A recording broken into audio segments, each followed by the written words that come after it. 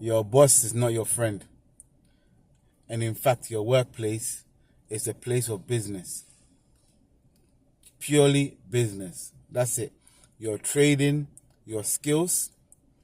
So you've gone to school 20 years. You're trading your skills for money, right? That's what you're purely there for. You're not there to kind of share your ambitions, make friends, chit chat. Just have that in the back of your mind. I have a couple of people, and the reason why I'm saying that is, even though we spend a huge amount of time of our adult lives at work, what you need to understand is through necessity that we're there. And the whole point of being in a workplace is to try and make income, and also to escape as soon as you can. Right? The angle I'm coming at this time is, if you share your ambitions with your boss, right? His allegiance is to the workplace only and not you. So even though you could seem like you're close, if it comes to it, they're going to use any information you do against you. I'll give you a couple scenarios. There was a guy I knew that went to... He had a bereavement. He had a bereavement. His dad had passed away. And he hadn't been like back home for a long time. So as soon as it happened, it was very sad. The next day he went in, he told his manager and everything. Oh, they said, sorry for your loss, everything. He was contracting. The next day he came in. They said he was due for renewal, and he was going to go holiday for a couple of weeks. And they told him that basically his contract was due and they weren't renewing it. Right? You might think it's insensitive, but it is purely business. They're thinking you're going away for 2 weeks. Right? Another, fast forward to another person. He did an interview, got on very, very well with his manager, everything. Thought everything would go well. They were like very good friends. And he thought, okay, because of that, he could mention to the manager that he wanted to work remotely, because the policy hadn't been stated in around that time, or it wasn't a discussion point. What happens? When he mentioned it, again, when the contract was due for renewal, was told that basically they're not going to renew it. They didn't give that as a reason. That is the reason. I'll give you another scenario.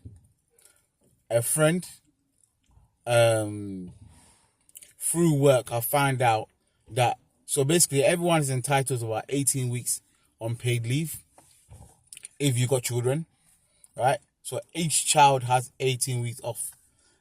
And also in some workplaces like civil service and stuff like that, they advertise that you can, in the rules, you can go part year, you can go part time. But the second you try to make the change, you face the cut.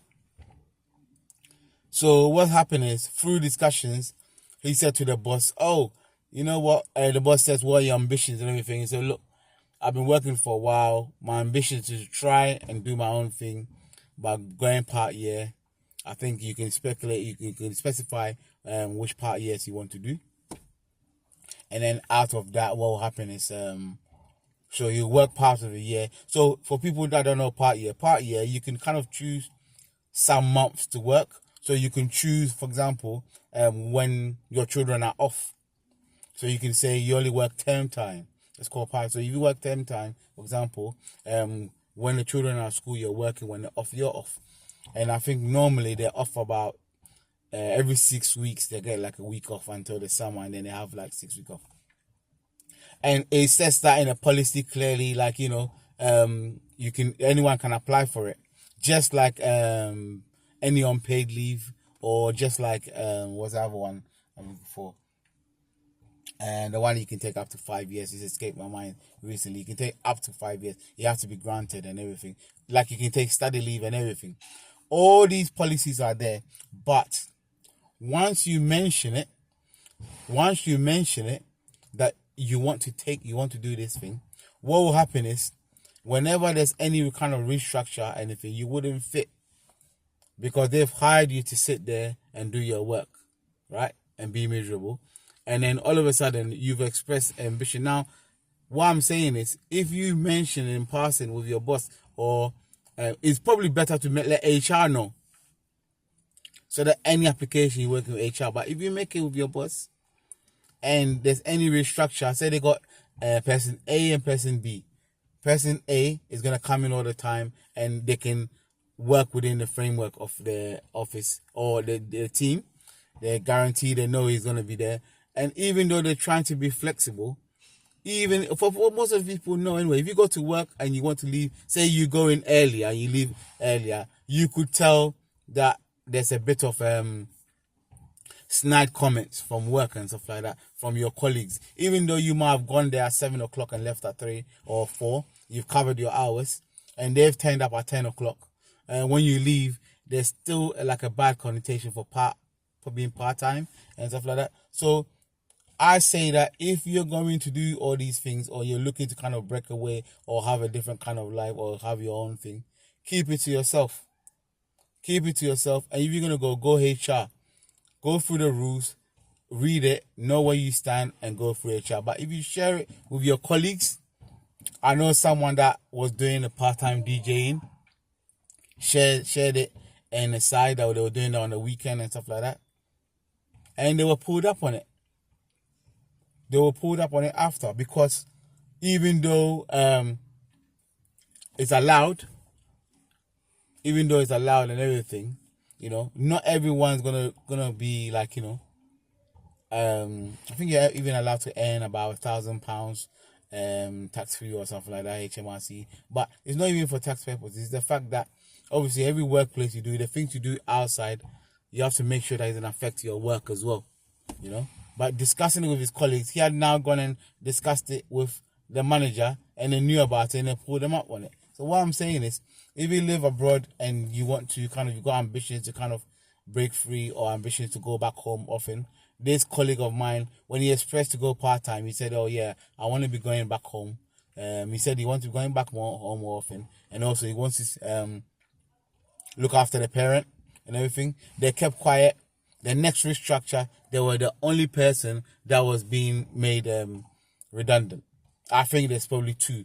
There's loads of jobs. They're applying everywhere else. They're taking in external candidates. No matter what job he went for internally, he's not getting it, because they spread it around. The managers are spread it around that this person is going to look to not stay there or work part-time or full-time, and because of that. So yeah, be careful on that anyway. But I thought I'll share that anyway for anyone that's kind of working but looking to kind of do half or kind of stay home. Just go back home.